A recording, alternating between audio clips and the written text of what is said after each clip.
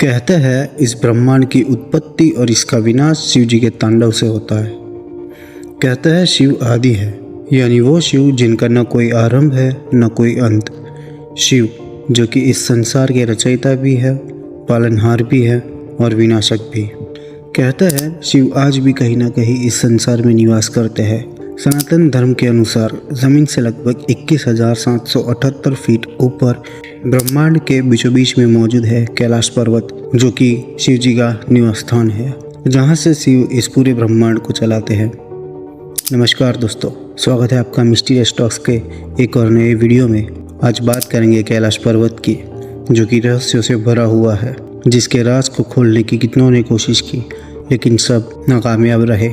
कहते हैं आज से लाखों साल पहले वैदिक काल में राजा दक्ष की बेटी माँ सती शिव जी से बहुत प्रेम करती थी और उनको अपने पति स्वरूप में पाने के लिए तपस्या करने लगी। उनकी तपस्या से खुश होकर महादेव ने उनको अपनी पत्नी के रूप में स्वीकार कर लिया, लेकिन राजा दक्ष को ये बिल्कुल पसंद नहीं था।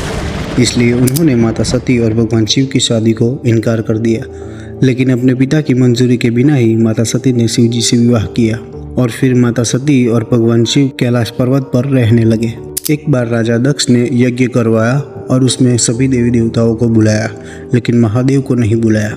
शिव जी के मना करने पर भी माता सती वहां गई और अपने पिता से प्रश्न किया कि उन्होंने महादेव को क्यों नहीं बुलाया। तब राजा दक्ष ने महादेव का काफ़ी अपमान किया, जिसे माँ सती सह नहीं पाती और उसी यज्ञ में अपनी जान दे देती है। जब इस बात का पता महादेव को चला तो वो घोर पीड़ा में चले गए और फिर उन्होंने अपना तांडव शुरू किया, जिसकी वजह से सब नष्ट होना शुरू हो गया। इस विनाश को रोकने के लिए सारे देवी देवताओं ने शिव जी को समझाया और कहा कि माता सती फिर से पार्वती के रूप में हिमालय की बेटी बनकर जन्म लेंगे। इस बात से महादेव शांत हो गए और कैलाश पर्वत पर ध्यान मग्न हो गए तब तक जब तक माँ पार्वती का जन्म नहीं हुआ और उन्होंने फिर से शादी की। और ऐसा माना जाता है कि शिव जी माँ पार्वती के साथ आज भी कैलाश पर्वत पर रहते हैं। माउंट एवरेस्ट की ऊंचाई 8,848 मीटर है, जो कैलाश पर्वत से लगभग 2,000 मीटर ज़्यादा है और माउंट एवरेस्ट के शिखर पर लगभग 11,000 लोग पहुंच चुके हैं, लेकिन कैलाश पर्वत पर आज तक कोई नहीं गया।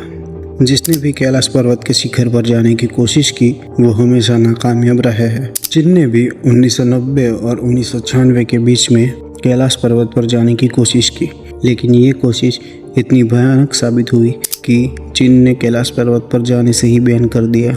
लेकिन चीन ने हार नहीं मानी, क्योंकि उसको ये जानना था कि जिस पर्वत को इतना पावन माना जाता है उसके ऊपर आखिर है क्या। और इसके चलते चीन ने कैलाश पर एक हेलीकॉप्टर से जाने का सोचा, लेकिन ये भी ज़्यादा देर तक टिका नहीं। कैलाश पर किसी भी प्लेन या हेलीकॉप्टर को उड़ाना मना है, क्योंकि यहाँ का मौसम इतना ख़राब है, यहाँ प्लेन को उड़ाना मुश्किल बन जाता है। कई एक्सपर्ट का मानना है कि कैलाश पर्वत स्थिर नहीं है, जिसकी वजह से कैलाश पर्वत पर दिशा भ्रम होता है और चीन के भेजे हेलीकॉप्टर में बैठे लोगों को भी यही अनुभव हुआ। थोड़ी ऊंचाई पर जाने के बाद वहाँ के मौसम में काफ़ी बदलाव आ गया। मौसम में बदलाव के कारण हेलीकॉप्टर को कंट्रोल करना काफ़ी मुश्किल बन गया था और उन्हें दिशा भ्रम भी होने लगा था, जिसके चलते फिर उनको वापस आना पड़ा। इस घटना के बाद कैलाश पर किसी का भी जाना बैन कर दिया गया। तो क्या आज तक कैलाश पर्वत पर कोई गया ही नहीं? ऐसा नहीं है। इतिहास में एक व्यक्ति था जिसका नाम था मिलारेपा और वो 1128 में कैलाश के ऊपर चढ़े थे, लेकिन वापस आने पर उन्होंने किसी से भी बात नहीं की, जिसकी वजह से ये बात कभी सामने नहीं आई कि ऊपर आखिर है क्या। लोगों का मानना है कि कैलाश से आने के बाद मिलारेपा काफ़ी तेजस्वी हो चुके थे। इनके अलावा आज तक कोई भी इंसान कैलाश पर्वत पर नहीं चढ़ पाया। कैलाश पर्वत संसार के बीचों बीच स्थित है, इस बात की पुष्टि नासा ने भी दी है, जिसके लिए कैलाश को एक्सिस मुंडी भी कहा जाता है, जिसका मतलब है the centre of the world. Kailash पर्वत पर इंसान की उम्र काफ़ी तेज़ गति से बढ़ती है। आमतौर पर इंसान के नाखून और बाल को बढ़ने में 2 हफ्तों का समय लगता है, लेकिन कैलाश पर्वत पर इसे सिर्फ 12 घंटे लगते हैं, जिसकी वजह से आज तक जिसने भी कैलाश पर चढ़ने की कोशिश की उसकी मृत्यु हो गई।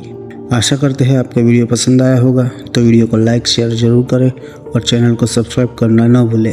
तो मिलते हैं आपसे एक और नई रहस्यमय कहानी के साथ।